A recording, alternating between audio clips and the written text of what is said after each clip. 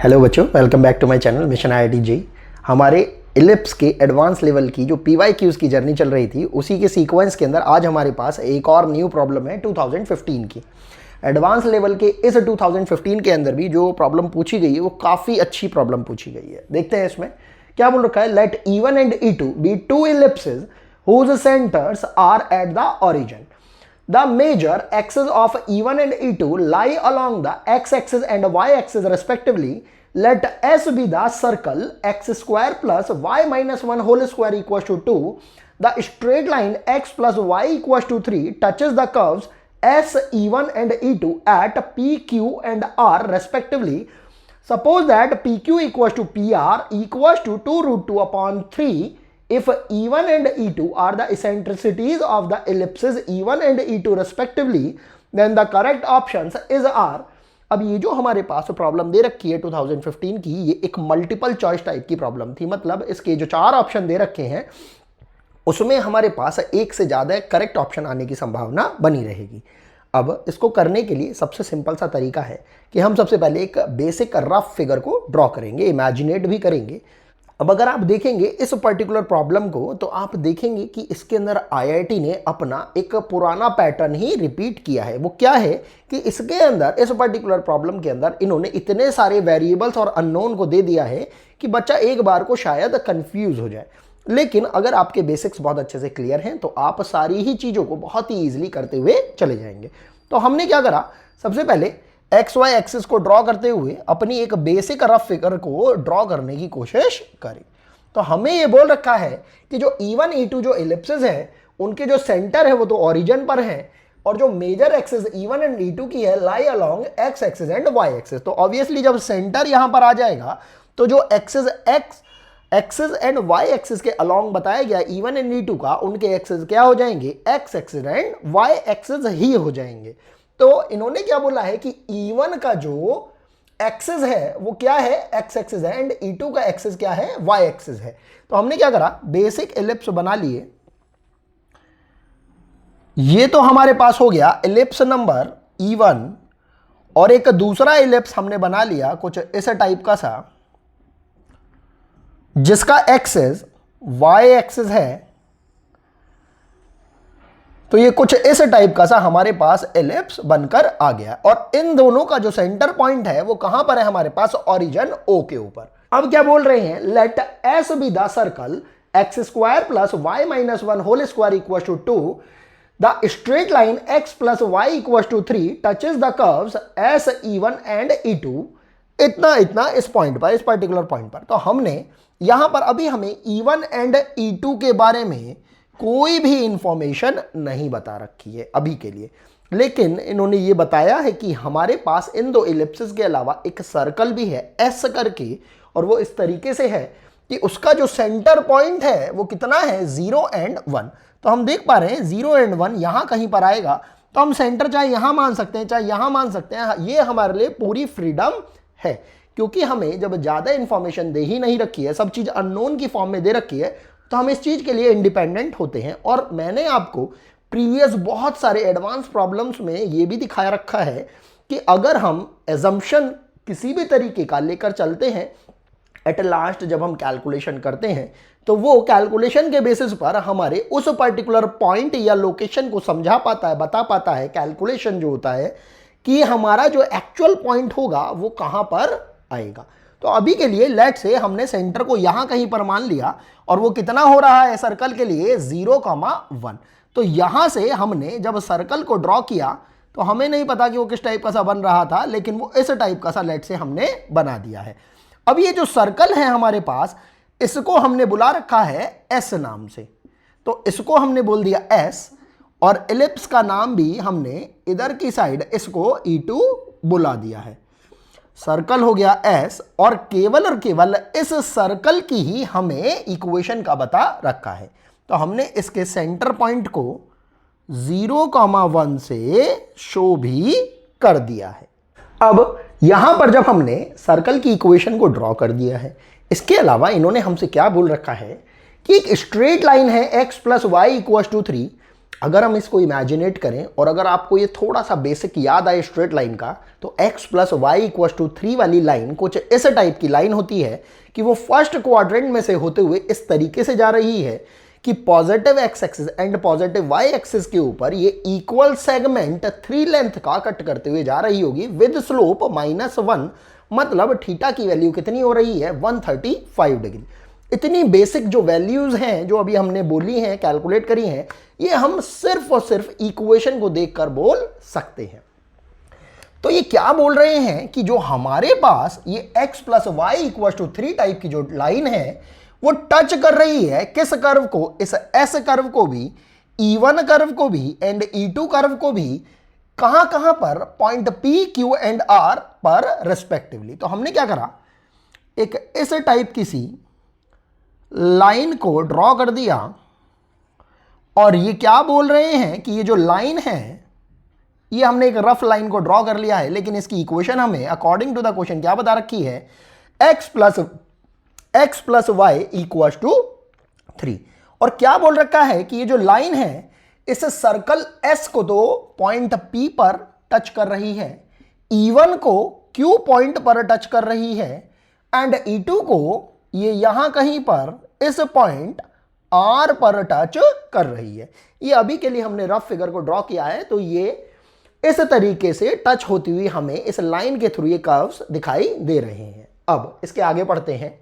Suppose that PQ equal to PR, मतलब इन्होंने क्या करा है, एक रिलेशन बता दिया है कि ये जो PQ है इस PR के इक्वल आ रहा है और इसकी लेंथ कितनी बता रखी है 2√2/3 इफ E1 E2, और इसेंट्रिसिटी बता दी है कि इस पर्टिकुलर इलिप्स की जो इसेंट्रिसिटी है वो कितनी है, E1 है, और ये जो सेकंड इलिप्स है हमारे पास E2, इसकी इसेंट्रिसिटी कितनी बता रखी है, E2। तब उसके बाद हमें E1 E2 के रिलेशन के अंदर 4 ऑप्शन दे रखे हैं और इनको ही अब हम आगे और फर्दर सॉल्व करने वाले हैं। तो हम क्या करते हैं, क्योंकि हमें इन इलिप्सिस के बारे में नहीं बता रखा है तो हमें अपनी कैलकुलेशन के लिए, उसे थोड़ा इजी बनाने के लिए इन दोनों इलिप्सिस को किसी तरीके से एज्यूम करना पड़ेगा। और क्योंकि हम देख पा रहे हैं एक इलिप्स तो हमें स्टैंडर्ड फॉर्म में इस तरीके से दिया गया है कि इसका एक्सिस x है, x एक्सिस है, और दूसरा हमें इलिप्स इस तरीके से बताया गया है कि इसका सेंटर 0 0 पर है और इसका एक्सिस y एक्सिस है। तो हम दो टाइप के इलिप्सिस को यहाँ पर एज्यूम कर सकते हैं। तो अगर हमने E1 इलिप्स की बात करी तो हम इसे बोल सकते हैं ये कुछ x² plus y² equals to 1 type का इलिप्स ले लिया है, जहां पर हमारे पास a क्या रहा होगा, ग्रेटर देन b रहा होगा। और इसी तरीके से अगर हम E2 इलिप्स की अगर बात कर लेते हैं जिसका एक्सिस y एक्सिस है, तो इसको हम बोल देंगे x² plus y² equals to 1, जहां हम ये बोल सकते हैं अगेन कि ये जो c वैल्यू होगी ये d से छोटी रही होगी, तभी हमारे पास जो एक्सिस आया है वो y एक्सिस के अलॉन्ग आया है। अब इतना जब हमने इंफॉर्मेशन निकाल लिया है, अब हम बात करते हैं उस सर्कल की जिसके लिए हमारे पास इक्वेशन भी दे रखी है और टेंजेंट की लाइन भी बता रखी है। तो हमने सर्कल की इक्वेशन S को लिख लिया, ये कितना है हमारे पास, x² प्लस y-1 के होल स्क्वायर को हमने पूरा का पूरा ओपन कर लिया, ये हो जाएगा हमारे पास y² minus 2y and plus 1 and 2 को भी हमने माइनस साइड में ये ले लिया है, मतलब LHS साइड में ले लिया है, तो ये कितना हो जाएगा -2 इक्वल्स टू 0। ये हमारे पास इक्वेशन बन रही है, तो ये कितना हो जाएगा हमारे पास x² plus y² minus 2y minus 1 equals to 0। अभी के लिए let's say this is the equation number 1। तो हम देख रहे हैं कि जब हमने सर्कल की इक्वेशन को अच्छे से एक्सपेंड करके लिखा तो वो इस टाइप से आ रही है। अब हमारे पास ये इंफॉर्मेशन पहले से ही है कि अगर किसी पर्टिकुलर सर्कल के ऊपर या किसी भी कर्व के ऊपर कोई गिवन पॉइंट दे रखा हो और उस पॉइंट से पास होने वाली टेंजेंट की इक्वेशन को अगर हमें लिखना होता है तो हम उसको किस तरीके से लिखते हैं। अभी के लिए अगर हमने इस पॉइंट P को x1 y1 अगर एज्यूम कर लिया, तो मैं अपनी सारी ही लगभग प्रीवियस वीडियोस के अंदर ये बताता आया हूं, तो अगर हमें इस गिवन पॉइंट x1 y1 से, जो कि हमने अभी के लिए एज्यूम किया है, सर्कल के ऊपर टेंजेंट की इक्वेशन को ड्रॉ करना हो तो वो हम किस तरीके से निकालेंगे। हमें याद आएगा कि x² वाली टर्म को हम x x1 करके लिखते हैं वाई स्क्वायर वाली टर्म को हम वाई वाई वन करके लिखते हैं, 2x या 2y वाली टर्म को रेस्पेक्टिवली x प्लस x1 या x y प्लस y1 करके लिखते हैं। तो यहां पर क्योंकि 2y है तो इसको हम बोलेंगे y प्लस y1, और कांस्टेंट टर्म्स को अनचेंज्ड रखा जाता है। तो जो ऐसे जैसे इनके अंदर साइन लगे हुए हैं उनको एज इट इज ही हम लिख देते हैं। यहां पर प्लस का साइन लगा हुआ है, तो ये जो हमारे पास इक्वेशन आई है ये किसकी इक्वेशन है? Equation of a tangent at point P having coordinates x1 y1। इसको अगर हम थोड़ा सिंप्लीफाई कर लेंगे तो हमारे पास ये इक्वेशन हो जाएगी x into x1 plus y into y1 minus y minus y1 minus 1 equals to 0। And इसको और फर्दर थोड़ा सॉल्व करेंगे तो कितना हो जाएगा? x into x1 plus y times of y1 minus 1 minus y1 minus plus 1 equals to 0। इसको अभी के लिए हम इक्वेशन नंबर अगर 2 बोल देते हैं तो हम देखेंगे ये जो इक्वेशन रिप्रेजेंट कर रही है, इक्वेशन नंबर 2, ये उस टेंजेंट को रिप्रेजेंट कर रही है जो हमने इस P पॉइंट को सर्कल के ऊपर लेकर यहां से पास होती हुई लाइन को ड्रॉ किया है। अब क्योंकि हम जानते हैं P पॉइंट से पास होने वाली टेंजेंट की इक्वेशन तो हमें पहले से ही दे रखी है, तो अगर हम इमेजिनेट करें कि आखिर क्वेश्चन का स्ट्रक्चर किस तरीके से अननोन फॉर्म में इन्होंने हमें दे रखा था, लेकिन हमने केवल कुछ गिवन क्वांटिटीज के बेसिस पर ही क्वेश्चन के पूरे स्ट्रक्चर को चेंज कर दिया है। तो यहां से हमारे पास इस P पॉइंट को कैलकुलेट करने का एक जरिया, एक मार्ग मिल जाएगा। तो हमने क्या करा, अपनी जो गिवन इक्वेशन है स्ट्रेट लाइन की, जिसको कि हम टेंजेंट की इक्वेशन बता रहे हैं इन क्वेश्चन, उसको भी लिख लिया। वो कितना आ रही है हमारे पास? x प्लस वाई, और इस 3 को भी हमने LHS साइड में लिख लिया। तो ये हमारे पास इक्वेशन हो जाएगी x plus y minus 3 equal to 0। इसको अभी के लिए इक्वेशन नंबर हमने 3 बोल दिया। हम देख पाएंगे कि equation number 2 and equation number 3 actual में उसी सेम टेंजेंट को रिप्रेजेंट कर रही है जो P पॉइंट से पास होते हुए जा रही है अकॉर्डिंग टू द प्रॉब्लम। अब अगर हम इन दोनों ही इक्वेशन को सेम इक्वेशन बोल रहे हैं तो हम सिंपल से बोल सकते हैं कि x और y और जो कांस्टेंट टर्म है, x का कोफिशिएंट, y का कोफिशिएंट एंड जो कांस्टेंट टर्म है, वो सारे के सारे सिमिलर नंबर्स को रिप्रेजेंट कर रहे होंगे। तो अगर कर रहे होंगे तो हम कंपैरिजन कर पाएंगे। यहां पर हम कंपैरिजन कर पा रहे हैं डायरेक्टली कि अगर इस इक्वेशन 2 एंड इक्वेशन 3 के अंदर हम कांस्टेंट टर्म को देखें तो कांस्टेंट टर्म हमारे पास कंपेयर करने पर कितनी आ रही है?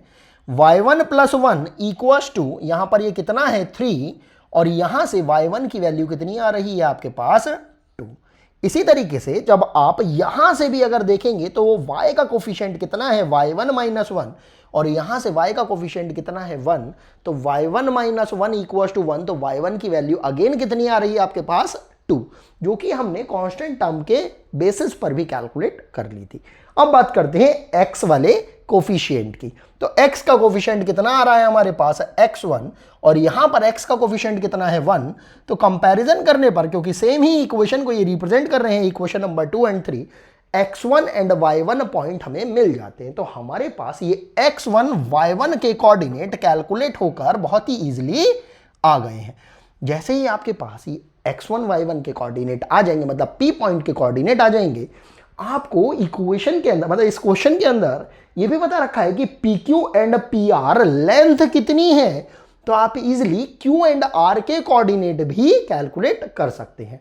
जैसे ही आप उन पॉइंट्स को कैलकुलेट कर लेंगे, आपके लिए सारा ही क्वेश्चन इजी हो जाएगा। तो अब हम क्या करते हैं, यहां से ये जो पॉइंट P है इसकी हेल्प लेते हुए equation x plus y minus 3 equal to 0 की हेल्प लेते हुए इन पॉइंट्स Q एंड R को कैलकुलेट करते हैं। वो कैसे, देखते हैं। हमने देखा कि ये जो इक्वेशन थी हमारे पास x plus y minus 3 equal to 0, यहां से हमारे पास जो स्लोप आ रहा था वो कितना आ रहा था? -1। ये -1 किसको रिप्रेजेंट करता है? tan थीटा को। तो जब tan थीटा मतलब किसी भी लाइन का x एक्सिस से, पॉजिटिव x एक्सिस से एंटी क्लॉकवाइज डायरेक्शन में बनने वाला जो एंगल होता है वो किसको रिप्रेजेंट करता है? इस थीटा को। ये बेसिक जानकारी है जो कि हम जानते हैं। इस थीटा की वैल्यू अगर हम कैलकुलेट करेंगे तो ये कितनी आएगी, -1 के बेसिस पर 135 डिग्री। तो यहां से हमारे पास जब थीटा की वैल्यू 135 डिग्री आ गई तो हम इतना समझ पा रहे हैं कि हम कौन से क्वाड्रेंट में जंप कर रहे हैं, हम सेकंड क्वाड्रेंट में जंप कर रहे हैं बेसिकली। अब आपके मन में ये विचार आना चाहिए, एक प्रॉब्लम, ये क्वेश्चन आना चाहिए कि आखिर हम इस थीटा की वैल्यू को कैलकुलेट क्यों कर रहे हैं। हम ये इसलिए कैलकुलेट कर रहे हैं क्योंकि स्ट्रेट लाइन में हमने पढ़ा था कि अगर हमें कोई एक लाइन के ऊपर कोई दो पर्टिकुलर पॉइंट या एक पर्टिकुलर पॉइंट को कैलकुलेट करना हो किसी एक स्पेसिफिक पॉइंट से, और हमें उस लाइन का स्लोप भी पता हो, तो हमारे पास इक्वेशन होती है उसकी x minus x1 upon cos theta equals to y minus y1 upon sine theta equals to plus minus r। अब इस पर्टिकुलर फॉर्म को हम स्ट्रेट लाइन के चैप्टर के अंदर पैरामेट्रिक फॉर्म भी बुलाया करते थे। अगर ये पैरामेट्रिक फॉर्म अगर आपको याद है तो बहुत अच्छी बात है, और अगर नहीं भी याद है तो आप इसके अंदर बेसिक कॉमन सेंस लगाकर इसके अंदर स्लोप फॉर्म को यूज करके यहां से इस इक्वेशन को जनरेट कर सकते हैं। बाकी जो भी बच्चा जेई की प्रिपरेशन करता है एडवांस लेवल की, वो ये पैरामेट्रिक फॉर्म को तो अपने अंदर पूरी तरीके से अच्छे से उतार कर ही रखता है, याद करके रखता है, मेमोराइज करके रखता है। तो यहां से जैसे ही आपने इस पॉइंट को लिया तो ये जो x1 y1 है बेसिकली ये किन पॉइंट्स को रिप्रेजेंट कर रहे हैं, ये x1 y1 तो इन पॉइंट्स को रिप्रेजेंट कर रहे हैं, और x और y उन वेरिएबल पॉइंट्स को रिप्रेजेंट कर रहे हैं जो हमने q एंड r के लिए अपने मन में सोच रखे हैं।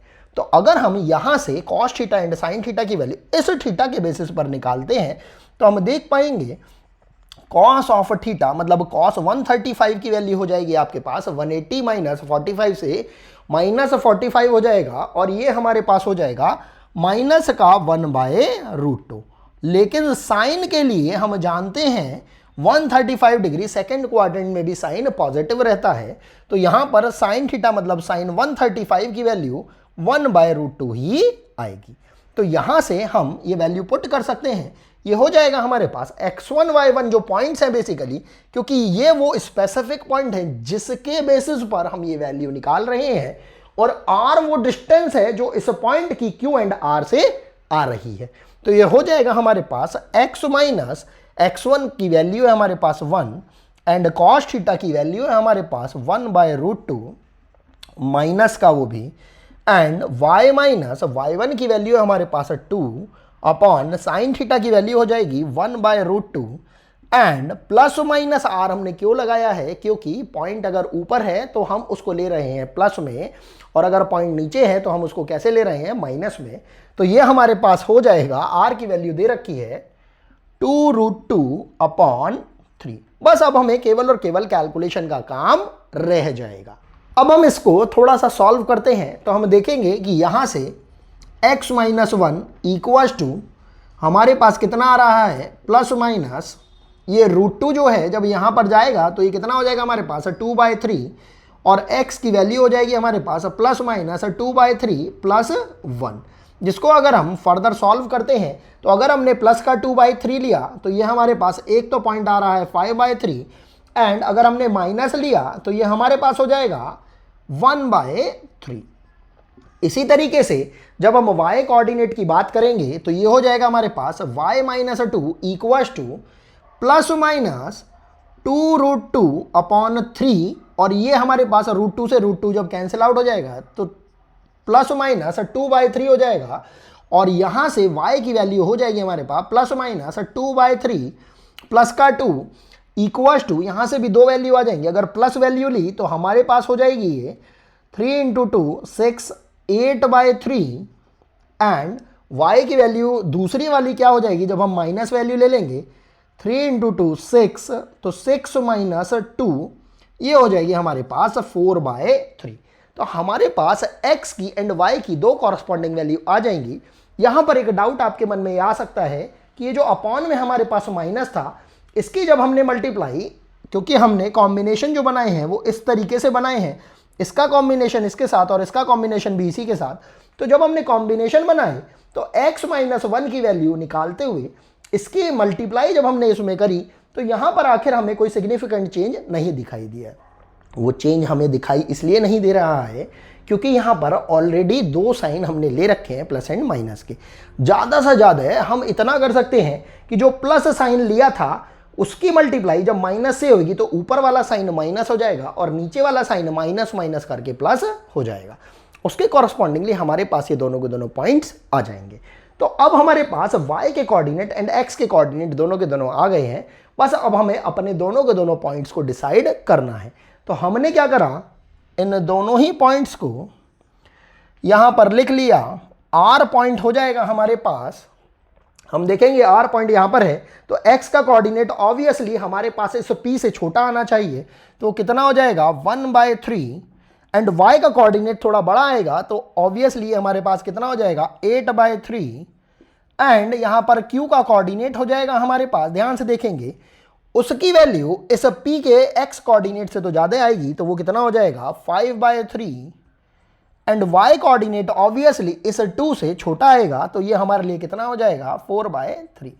बेसिक कॉमन सेंस लगा के आप देखेंगे कि हम एडवांस लेवल के ओलंपियाड लेवल के भी बहुत सारे प्रॉब्लम्स को बहुत ही इजीली सॉल्व कर पाते हैं। अब हमारे पास ये r पॉइंट आ गया एंड q पॉइंट आ गया है। हमें अब यहाँ पर कुछ और कैलकुलेशंस को भी चेक करना पड़ेगा। जैसे कि आपको ये समझना पड़ेगा कि जो p, q and r point थे ये हमें बताए गए थे कि ये तीनों के तीनों पॉइंट से पास होते हुए जो इक्वेशन जा रही है, जो लाइन जा रही है x + y = 3, वो एक टेंजेंट का वर्क कर रही है किस पर, इन तीनों ही कर्व्स के ऊपर। अब जब ये तीनों के तीनों पॉइंट से पास होने वाली लाइन x + y = 3 एक टेंजेंट का काम कर रही है तो ऑब्वियसली ये जो पॉइंट है इस पॉइंट q एंड r के ऊपर भी अगर हम टेंजेंट को ड्रॉ करेंगे तो वो जो टेंजेंट आएगी वो भी इस x + y = 3 को ही रिप्रेजेंट कर रही होगी। इस बेसिक कॉन्सेप्ट को अपने मन में जब हमने रखा तो हम समझ पाएंगे कि जो अभी हम थोड़ी देर पहले बात कर रहे थे कि किसी भी कर्व के ऊपर अगर कोई गिवन पॉइंट है हमारे पास तो उससे पास होने वाली जो टेंजेंट की इक्वेशन है उसको हम कुछ इस तरीके से लिखते हैं। तो अभी अभी हमने जब सबसे स्टार्टिंग में इलिप्स E1 एंड E2 के लिए जो हमने कर्व की इक्वेशन लिखी थी उनको अगर हम टेंजेंट की इक्वेशन में रिप्रेजेंट कर दें और टेंजेंट की इक्वेशन में रिप्रेजेंट करके जो पॉइंट अभी हमने निकाले हैं उनके रेस्पेक्टिव पॉइंट को उसमें सेटिस्फाई करा दें तो हमारे पास a² एंड b² की वैल्यू भी आ सकती है। वो कैसे आएगी अभी हम देखते हैं। तो हमने क्या करा, यहां पर सबसे पहले अपने इस E1 इलिप्स को ले लिया और इसकी रेस्पेक्टिव टेंजेंट की इक्वेशन फॉर पॉइंट Q निकालने की कोशिश करी। तो ये कितना हो जाएगा हमारे पास x1 की जगह हमारे पास इस Q पॉइंट का 5/3 वाला पॉइंट आ जाएगा क्योंकि जो Q पॉइंट है एक्चुअल में कितना हो रहा होगा 5/3 एंड 4/3। इसी तरीके से जो R पॉइंट है हमारे पास कितना हो जाएगा 1/3 एंड 8/3। और क्योंकि थोड़ा सा स्पेस का कंस्ट्रेन है तो अभी के लिए हम क्या करते हैं, इस R पॉइंट को एंड Q पॉइंट को एटलीस्ट यहां से हटा देते हैं और यहां पर डायरेक्टली हम क्या करते हैं, इस E1 इलिप्स के लिए जो रेस्पेक्टिव टेंजेंट की इक्वेशन है उसको लिख लेते हैं। वो कितना हो जाएगा x1। तो x1 क्योंकि E1 इलिप्स के लिए हमारे पास कौन सा पॉइंट आएगा 5/3 अपॉन a² प्लस y1 की वैल्यू कितनी दे रखी है 4/3 अपॉन b² इक्वल्स टू ये 1 हो जाएगी। तो अगर हम ध्यान से देखेंगे यहां पर ये हमारे पास जो इक्वेशन बन रही है ये कुछ इस टाइप की सी बन रही है कि अगर हम इसे थोड़ा मैनिपुलेट कर दें ये हो जाएगा हमारे पास x upon a² plus y upon b² 4 equals to 3।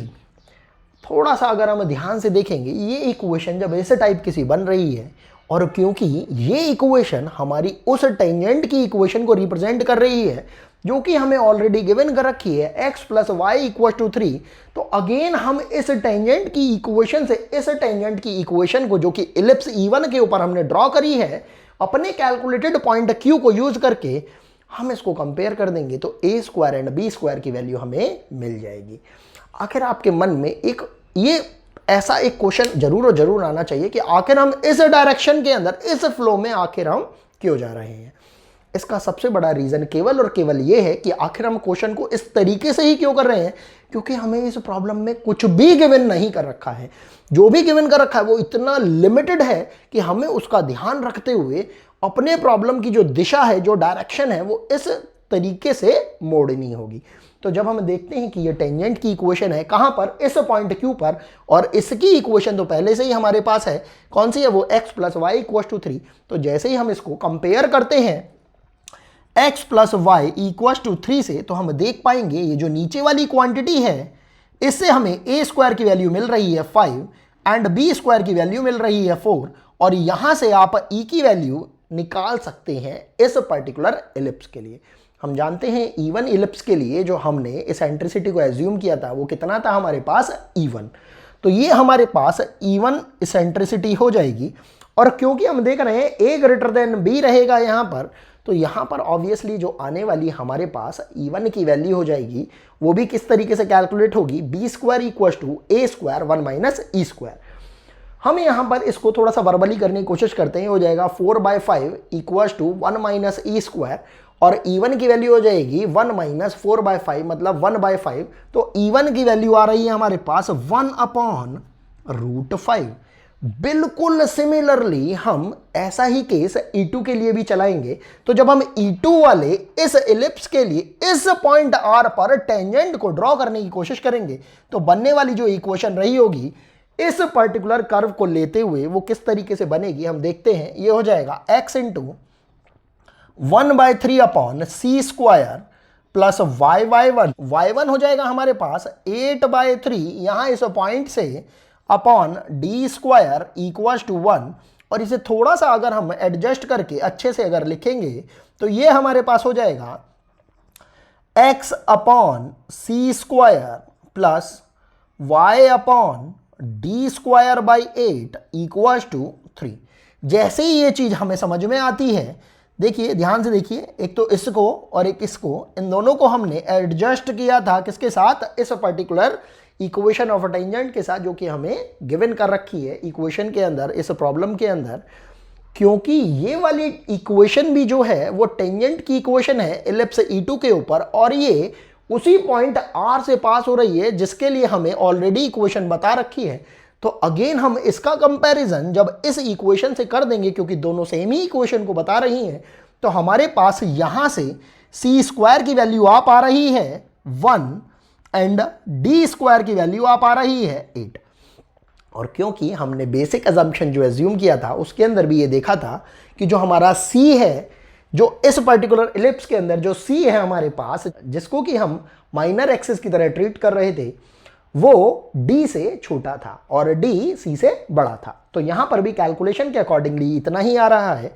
अब अगर हम यहां पर इलिप्स की, इस E2 इलिप्स की इसेंट्रिसिटी को कैलकुलेट करना चाहें तो E1 तो आ गई थी हमारे पास इतनी, और E2 आ जाएगी हमारे पास। हम इसे भी थोड़ा सा वर्बली कर सकते हैं।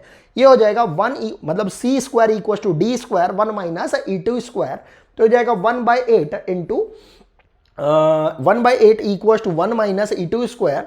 E2 स्क्वायर हो जाएगा 1 माइनस 1/8 मतलब 7/8, मतलब ये E2 आ जाएगा आपके पास √7 अपॉन 2√2। अब आपके पास E1 भी आ गया है, E2 भी आ गया है, और आपको कैलकुलेशन करने के लिए सिंपल से बस इतना ही बोल रखा है।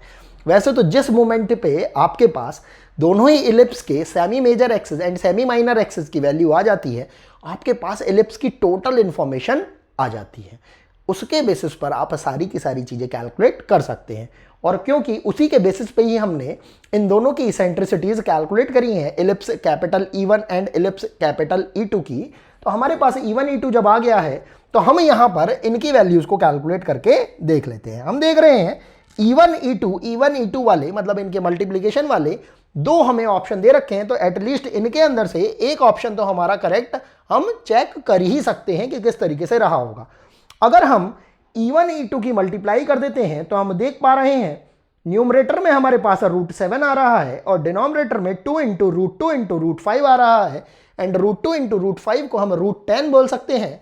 तो हमारे पास E1 into E2 √7 upon 2 into √10, मतलब डिनोमिनेटर में 2 इंटू √10 आ रहा है। तो यहां से ये ऑप्शन हमारे पास डायरेक्टली करेक्ट हो रहा है। तो ये ऑप्शन तो हमारा करेक्ट नहीं ही होगा।